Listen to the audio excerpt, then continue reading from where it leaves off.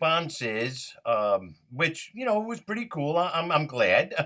Okay, but I was getting a lot of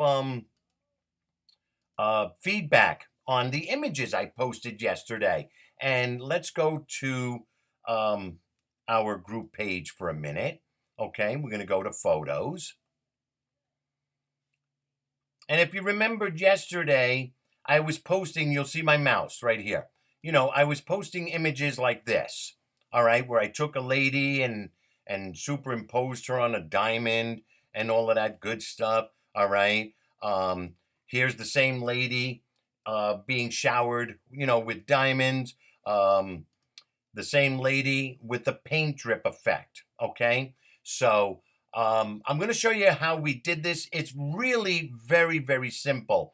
And I was doing this because I wanted to show, especially beginners, how to do something like this without pulling their hair out, with Photoshop, Corel, Illustrator. I use Affinity Designer, the end result, for my art projects. All right. So, but I'm going to show you something very, very simple. And what I'm doing tonight is I'm going to be showing you on our Mac. So tonight's tutorial is for those that own a Mac. Now, that doesn't mean you can't do what I do with a Windows computer, because you can. All right. So I'm going to explain to you what you're going to need to download if you have a Windows computer. But I'm going to show you right now, what we use. Okay. I use Affinity Designer, plain and simple, like I said, as the end result. But I also use another program, okay? And I've talked about this many times. It's right here. Fotor Photo Editor. It is a free program. It allows you to enhance photographs, contrast colors, this, that. It's a free program. I've talked about it before. I've done a tutorial on it before, but we're going to go over it again this evening. So keep in mind, this is for Mac users, but it can be done on Windows. All right. So I'll explain to you what you would need if you're doing Windows. So for tonight, it's going to be Mac related, but I will do a tutorial hopefully on Windows because I don't have a Windows computer in my office. Okay. So here's what we did. Here's what we're going to do. I went to Google, and this is just, I love Google because of their images and so on. And what you want to look for is an image, as you can see my mouse right here, with a very high resolution. So here I am, I'm picking the full moon. This is a full moon JPEG on Google. It's 1920 by 1200 DPI. All right, so that's a good image. So we're going to save the image. All right. And let's just call it moon. Okay. And I'm saving it to my desktop. I save everything to the desktop. It's much easier to find. Okay. Then I went and I put in the word into Google, alien head. I love aliens. I can't help it. I found a nice image, 674 by 900. Here it is right here. And let's save image to my desktop. Okay. So there you go.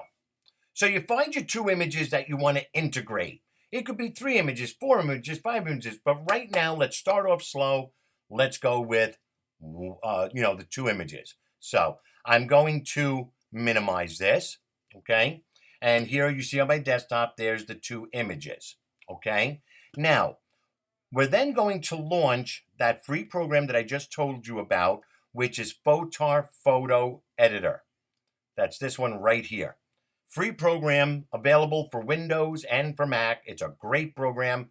Please check it out. Fotor, Fotor, Photo Editor. Available for Windows and Mac. Okay? So we'll wait for this to load.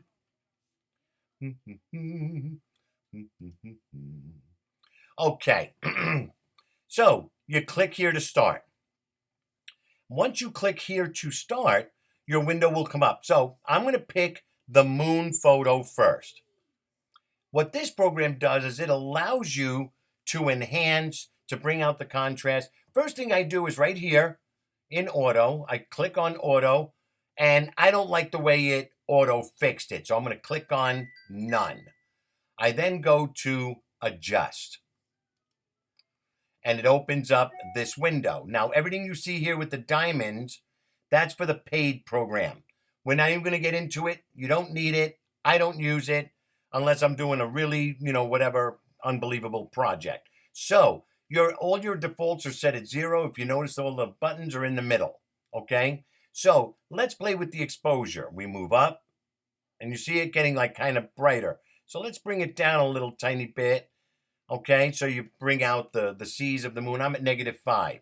Brightness, you can, play with it. Let's just bring it up a tiny bit. Contrast. There we go. Well, let's just bring out the craters a little bit. Vibrance, whatever colors are in there, it's going to bring out the vibrancy of the colors, the details.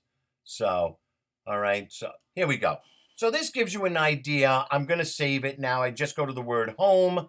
All right. We're going to keep this tutorial simple. Do I want to save the photo? Yes, I do. It's called a moon Fotor. That's its extension. There's your size, 1920 by 1200. JPEG quality is high. Save photo. Save photo. Save successfully. And here it is, right here. It's got the Fotor extension on it. So I get rid of the moon JPEG and throw it in my garbage can. Go back to photo editor. Click to start. Click on the alien. Open.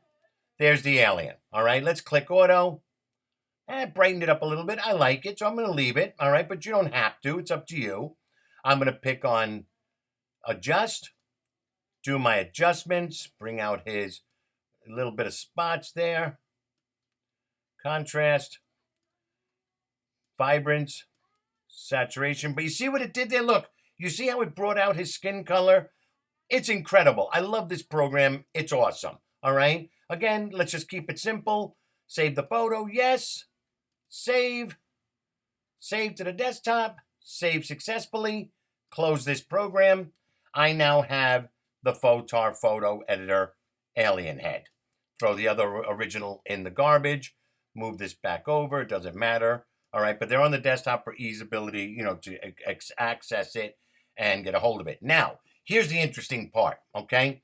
I want to take the alien and superimpose it onto the surface of the moon.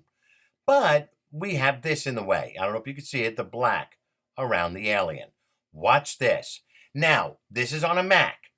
When you double click on a picture on a Mac, it opens up the picture in preview, as you can see. On Windows, if you got, and you can download it, I think it's free. I'm almost sure it's free. It's called Photo Background Remover, okay? Unless Windows has something built in like Mac does, which I love Mac, and this is the reason, we use Mac for a lot of our graphic designs. But watch this. This is on a Mac now.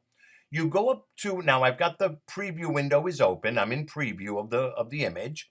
I go to view, move all the way down to show markup toolbar. Now watch what happens. A new toolbar just opened up. See this? Now, if you hover to the second icon, it's called Instant Alpha. Click on it once. It lights up like a little wand. Turns your cursor into a crosshair. But watch what I do. I left click and hold. Look what just happened. The background just turned red. Keep holding it, and you can shrink down the blackness around the alien figure. Look at that. It's crisp and clean. You see it? You don't see any black around the alien. Let go of the mouse. Now you see I call it the marching ants or the ant trail all the way around the alien, coming down the shoulder, up and around. Okay.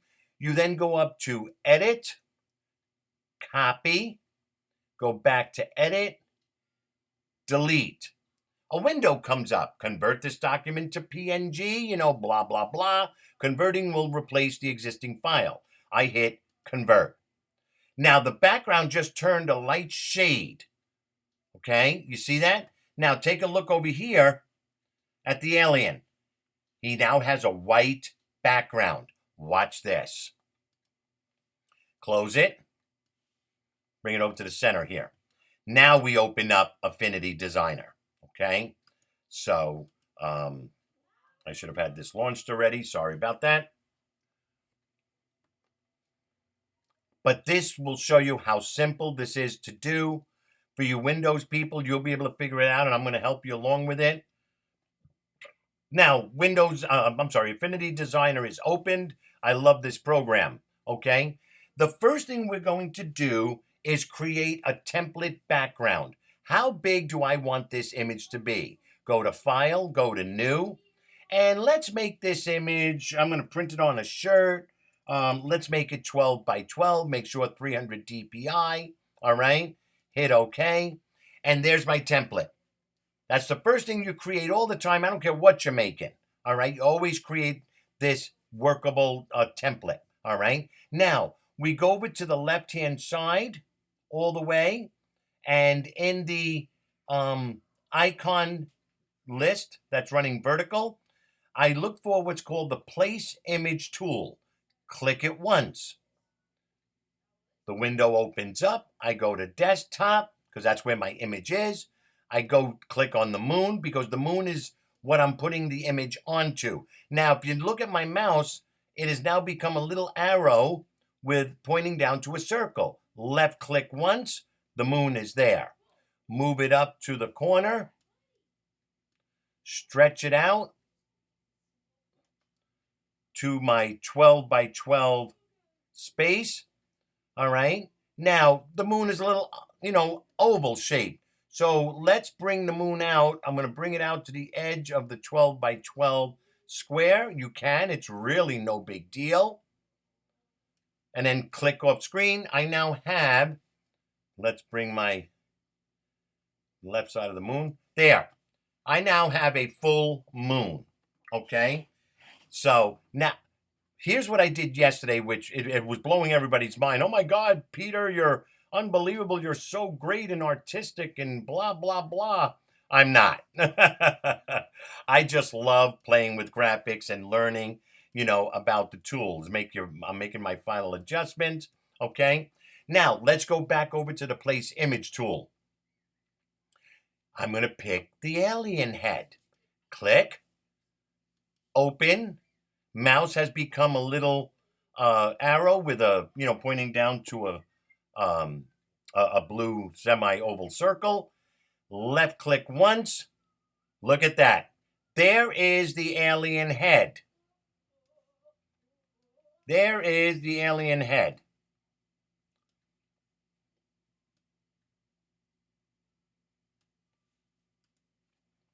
Click off. I now have what I did yesterday. Nice and simple. Don't have to spend a fortune on programs. Can it be done in Photoshop? Absolutely. Can it be done in Corel? Absolutely. I'm trying to teach you guys and help you guys to use the tools that are already at your disposal, whether you have Windows or Mac, all right? I use Affinity Designer. Like I said, can you do it in Photoshop or Corel? Sure you can. I just love Affinity Designer, okay? And I can now add anything I want. I can add text if I want in the center there. All right, let's put it in the center. I'm going to bold it. I'm going to increase the size of the font. And let's just type in Ace's Deals. All right. I can stretch it out, go back to my black arrow, and there you go. All right. I can put in other photos if I wanted to. All right. You can do whatever you want.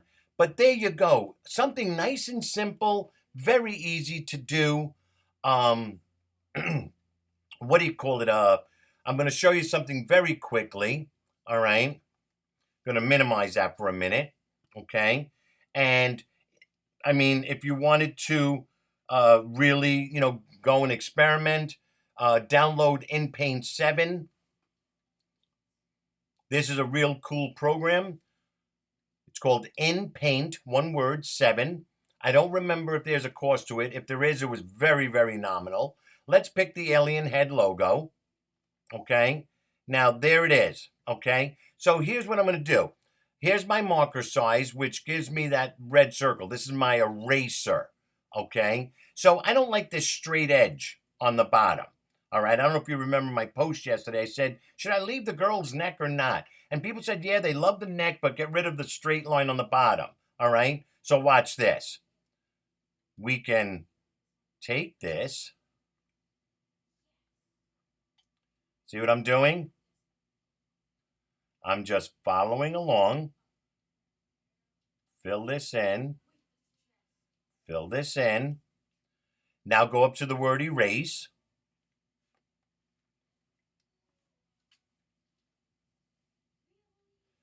Oh, it didn't work on that one. Sorry about that.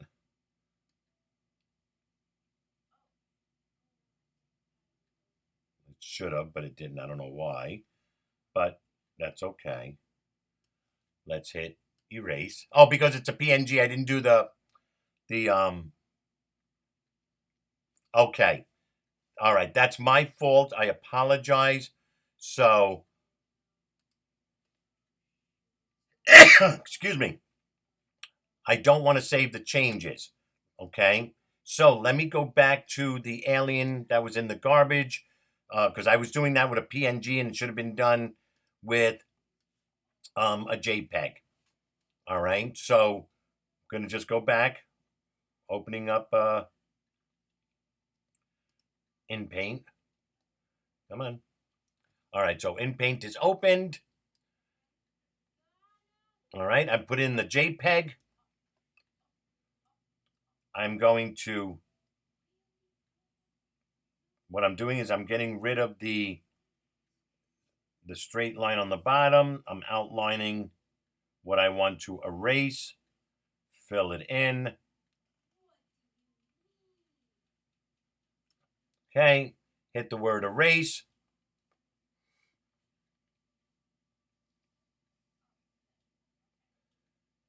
Oh, what am I doing wrong here? Now I'm getting upset. Gotta love it. Gotta love it.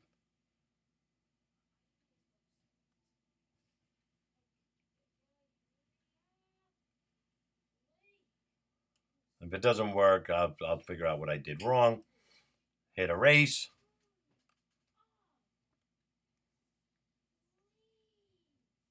All right. I'm just going to leave it right now. I'm going to save it. Save. Replace. Okay.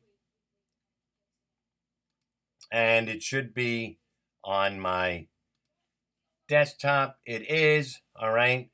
We then, since it's a JPEG and we want to get rid of the background, all right. It's got some freaky looking bottom there. All right. Remember what I said? You go to View, Show Markup Toolbar, click on this little wand right here, the Instant Alpha. There it is. Adjust it. So, oh, not too much. There we go. Edit, copy, edit, delete. It converts it. Boom. And here it is. Reopen Affinity Designer. Get rid of the alien head. Get rid of Ace's Deals. Go back over to the Place Image tool. We now have the second head that we're choosing. Drop it. And there you go. Looks a little bit freakier, but it gives you an idea. So there's the end of tutorial number 1 on removing the background on an image using Windows Photo Background Remover or the Mac Preview. Okay? And nice and simple, Google Images. You can do whatever you want. You can add text, whatever, and save your file. Have a great night. Part 2 will be coming.